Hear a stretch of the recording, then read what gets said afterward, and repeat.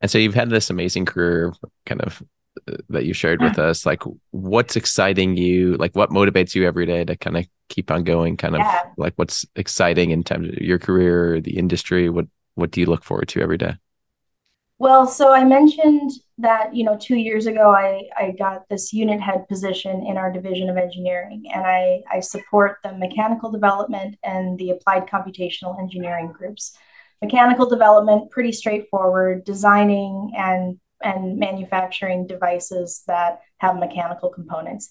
Applied computational engineering is our group that focuses on finite element analysis and computational flow dynamics and any kind of field based simulation. Um, what excites me now is that we have a project in the Division of Engineering to be ready to 3D print titanium implants that are patient matched at the point of care on demand.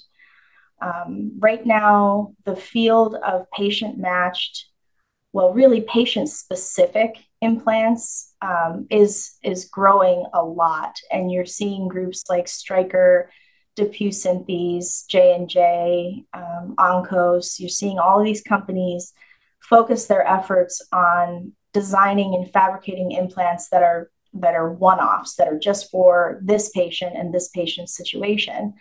um, that said, it's a difficult thing to justify in terms of return on investment because there's so much design work that has to go into one implant. There are design controls that need to be applied. There are, traditional design development and device development regulatory considerations. There are quality management system considerations. And it's all for one part that you're going to maybe print three of and then move on. So I think a lot of the industry executives find it a little bit difficult to justify the cost of that. Um, and luckily, here at Mayo, we're not only focused on return on investment, but we're also focused on the value that it brings to our patient care. So the core value of Mayo Clinic is that the needs of the patient come first, and it's not the needs of the financial department come first.